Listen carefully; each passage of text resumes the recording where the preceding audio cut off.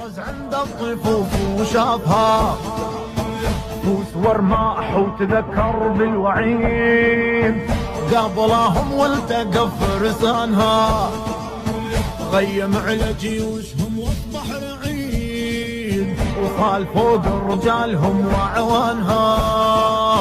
صال فوق رجالهم وعوانها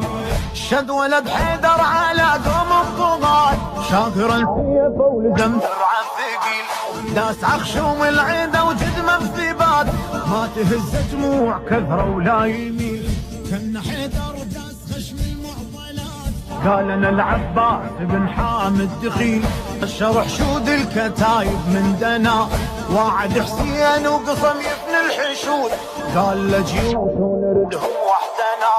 شد على مهره وكسر معنى القيود قاصدا صوب الشريعه واعتنى قاصدا صوب الشريعه واعتنى عاد فيهم بدر واحزاب وحنين قال لرجال تجيني شلونها وقال لرجال تجيني شلونها جيش يطق راس براس